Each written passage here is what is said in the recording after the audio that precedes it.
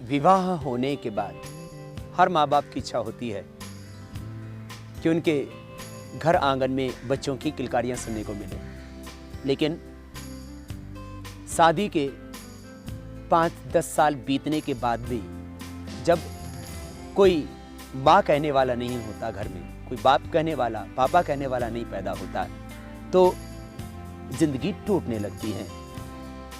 शादी होने के बाद भी करीब 10% लोग इनफर्टिलिटी के शिकार हैं।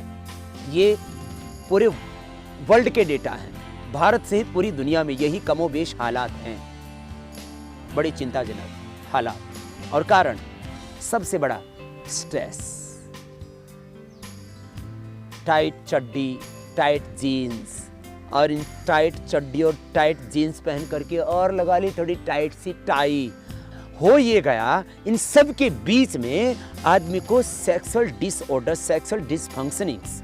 और ये मैं नहीं कह रहा, ये मॉडर्न मेडिकल साइंस ने स्ट्रेस के जो कुप्रभाव हैं उनमें यद्यपि coronary heart disease, CH disease को हम बोलते हैं मुख्यतः, cardiovascular disease, coronary heart disease और हाइपरटेंशन, ओबेसिटी और पेप्टिक अल्सर, एस्थमा और डिप्रेशन, जहाँ ये स्ट्रेस के बड़े परिणाम हैं, स्ट्रेस के कारण से ये बड़े विकृतियां पैदा हुई हैं, उसी तरह से तनाव की एक बड़ी विकृति सेक्सुअल डिसफंक्शनिंग। ये कैसी जिंदगी, ये कैसा यौवन, जवानी पर तरस आता है।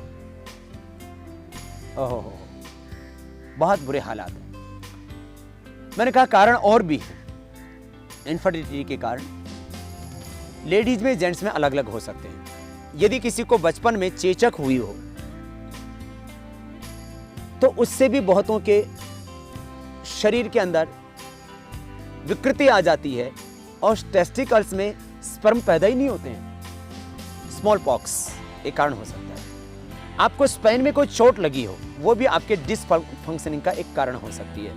इसलिए जिन लोगों की स्पाइन अच्छी नहीं है, जिन लोगों को रीढ़ की हड्डी की प्रॉब्लम्स हैं, उनको सेक्सुअल डिसऑर्डर होने की बहुत ज़्यादा संभावना है। इसलिए रीढ़ की हड्डी के चोट से बचिए।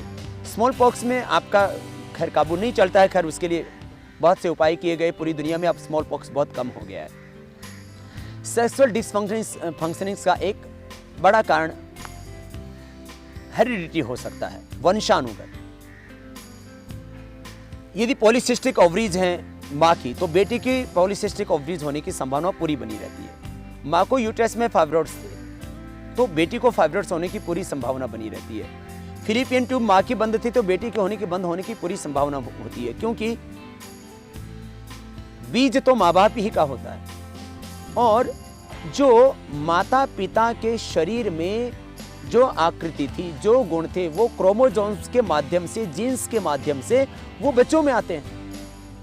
तो माता पिता का जो पूरा कैरेक्टर है, उनकी पूरी बॉडी है और उस शरीर के जितने भी तमाम आंतरिक संरचनाएं हैं, वो हम माँ बाप के शुक्र और रज से ही तो प्राप्त करते हैं। तो एक स्पर्म और ओवम, एक स्पर्म में और ओवम में जो कुछ होता है वो हमारे शरीर में पूरी तरह से प्रतिबिंबित होता है। इसलिए एक कारण ये यौन रोगों का, इनफर्टिलिटी का हो सकता है जेनेटिक भी। खैर, चाहे जेनेटिक कारणों से हो इनफर्टिलिटी, चाहे स्ट्रेस के कारण से हो इनफर्टिलिटी, चाहे अपनी बचपन की गलतियों के कारण से हो इनफर्टिलिटी, या मोटापे के कारण से हो इनफर्टिलिटी। हाँ, बहुत से लोग बहुत मोटे होते हैं। मोटे लोग देखने में तगड़े लगते हैं लेकिन भीतर से फ्यूज जुड़े होते हैं, करंट गायब होता है। खैर, ये कोई भी कारण से यौनांगों में पुरुषों की शिथिलता और लेडीज में यूट्रस में, ओवरी में प्रॉब्लम, या फिलिपियन ट्यूब का बंद होना, या अंडा कम बनना, या पुरुषों में स्पर्म का कम बनना, या बनता भी है तो उसमें सक्रियता नहीं रहना, स्पर्म काउंट कम है या मोटिलिटी कम है, इन सब कारणों के निवारण के लिए हम आपको बताएंगे उपाय, जिससे आपके भी घर आंगन में खुशियां आए, बच्चों की किलकारियां उठें और आप अपना प्रतिनिधि इस दुनिया में छोड़ के जा सके। आजकल तो 2 समस्याएं हो चुकी हैं। हरियाणा नंबर 1, उसके बाद राजस्थान, और यूं तो पूरा देश उसकी चपेट में है। बेटियां कम हो गई हैं। तो युवा पीढ़ी में गंवारों की संख्या बहुत ज़्यादा बढ़ गई है कि आज विवाह एक बहुत बड़ी समस्या, और विवाह होने के बाद में फिर बच्चे पैदा ना हो तो फिर एक और समस्या, अर्थात हम अपना प्रतिनिधि दुनिया में छोड़ के जाना चाहते हैं, अपनी वंश परंपरा को आगे बढ़ाना चाहते हैं, और वंश परंपरा पुत्र और पुत्री दोनों के रूप में आगे बढ़ती है। ये भी एक गलतफहमी है कि पुत्री पैदा होगी तो वंश परंपरा कैसे आगे बढ़ेगी, वो भी वंश को बढ़ाएगी और वो ज़्यादा अच्छे से बढ़ाएगी।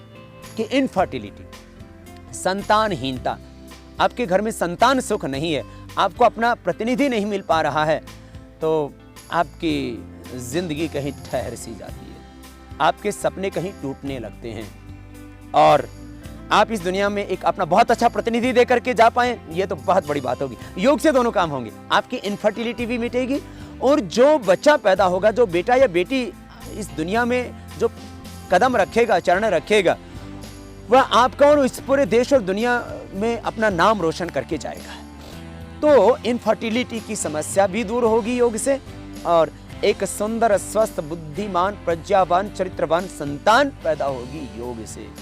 क्योंकि जीवन का निर्माण बाहर आकर के नहीं, माँ के गर्भ में और ज्यादा होता है। तो खैर, गर्भाधान से लेकर के और जो है अंत्येष्टि तक, ये हमारी 16 संस्कारों की महान विरासत थी, वो हम भूल गए थे। 16 संस्कारों की परंपरा को भी थोड़ा सा दिलाऊंगा याद आपको, और इनफर्टिलिटी से बच करके कैसे आप बुद्धिमान, प्रज्ञावान संतान पैदा कर पाएं। और चाहे पुरुष को स्पर्म काउंट कम है, या लेडीज को ओवम नहीं बनता है, या उसके जो है किसी भी तरह से ओवरीज में, यूट्रस में, या जो है उसकी फिलिपियन ट्यूब में कोई भी प्रॉब्लम है, या यौनांगों में शिथिलता आदि है, उसको कैसे आप मिटा पाएं, योग और आयुर्वेद के माध्यम से ये देंगे आपको हम समाधान।